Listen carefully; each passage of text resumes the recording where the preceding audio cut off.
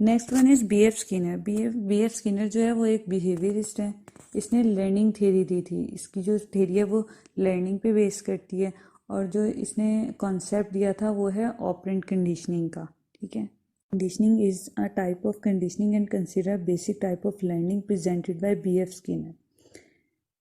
B.F. Skinner extended and formalized many of Thorndike ideas। जो Skinner था उसने basic जो आइडिया है जो कंडीशनिंग का है वो थॉरेनडाइक का है, लेकिन इसने उसी के आइडिया में कुछ चेंजिंग की थी जिसको इसने ऑपरेंट कंडीशनिंग का नाम दिया था।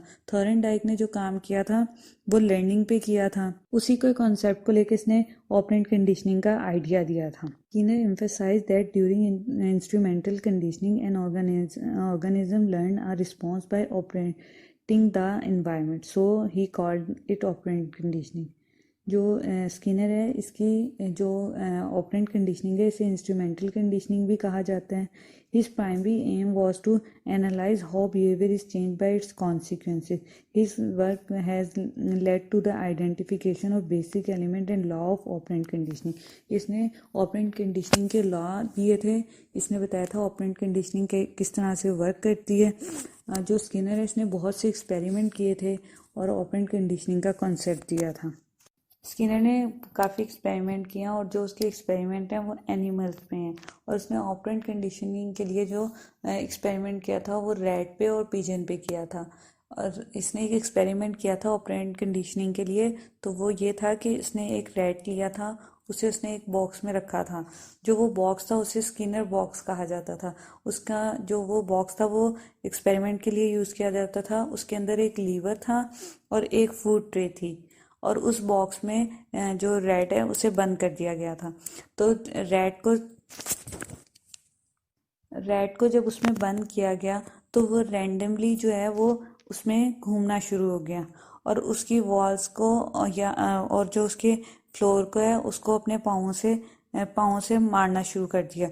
तो जो रैट है वो जब रैंडमली प्रेस कर रहा था तो वहाँ पे एक लीवर लगा हुआ था जो वो प्रेस हुआ, और उसमें से जो वो फूड ट्रे है वो उसके सामने आ गई। तो जो इस एक्सपेरिमेंट में था वो ये था कि हमने जो स्किनर ने था वो ये बिहेवियर सिखाना था कि वो लीवर को प्रेस करना सीख जाए।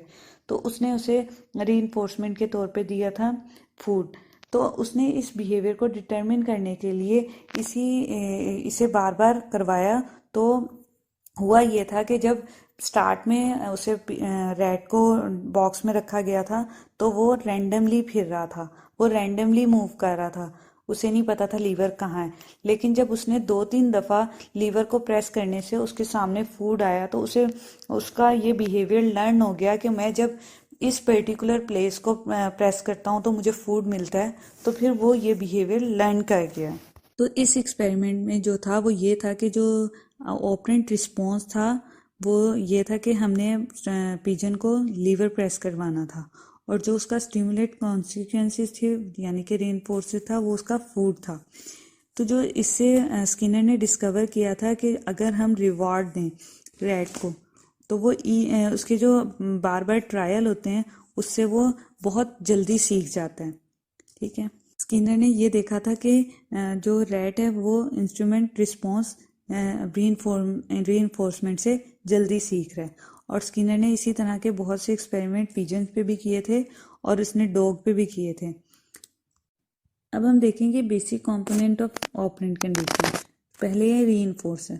अ reinforcer increase the probability that an operant behavior will occur again।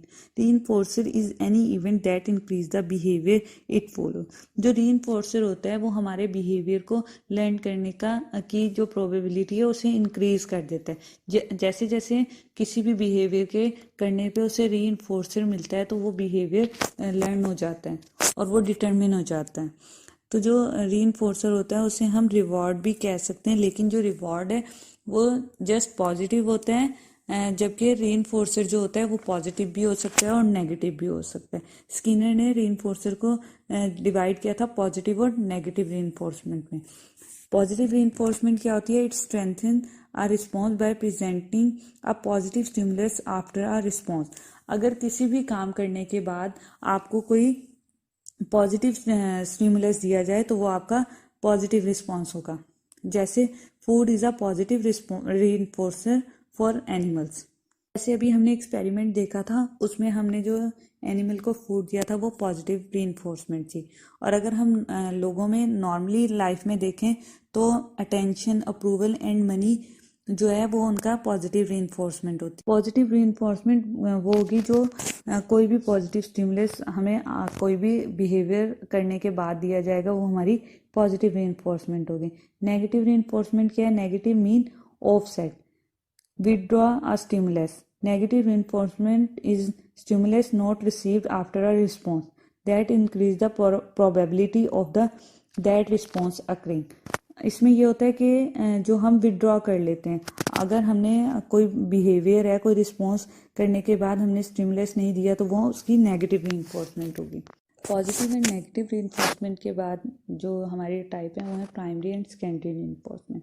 Primary reinforcement क्या है? Primary reinforcement is a reinforcing stimulus that satisfies some biological need. जो हमारी बेसिक नीड को पूरा कर रही होती है वो हमारे प्राइमरी रीइंफोर्समेंट में आते हैं, जैसे फूड, ड्रिंक एंड शेल्टर, कि ये हमारी बेसिक नीड से रिलेट करती हैं। और जो सेकेंडरी रीइंफोर्समेंट है वो सेकेंडरी रीइंफोर्समेंट प्राइमरी रीइंफोर्समेंट के अलावा जो रीइंफोर्समेंट होती हैं वो हमारी सेकेंडरी रीइंफोर्समेंट होती हैं। सेकेंडरी रीइंफोर्समेंट कोई हमारी बायोलॉजिकल नीड नहीं होती, वो हमारी सेकेंडरी होती हैं। जैसे हमें अप्रिसिएशन हो गया, मनी हो गया, गुड ग्रेड हो गया, ये जो सारी चीज़ें होती हैं, हम किसी को प्रेज कर देते हैं, किसी के लिए गुड वर्ड्स यूज़ कर लेते हैं, हम किसी को स्माइल देते हैं, तो ये हमारे जो सारे हैं ये हमारी सेकेंडरी रीइंफोर्समेंट में आते हैं। Component is stimulus discrimination. Organism can learn when to make a previously successful response and when not to, by learning to recognize the signal that tell whatever reinforcement will or will not be available if response is made. इसका मतलब ये है कि जो हमने response सिखाया है individual को या एनिमल को, वो उसमें, और जो हमने नहीं सिखाया उसमें डिस्क्रिमिनेट कर सके।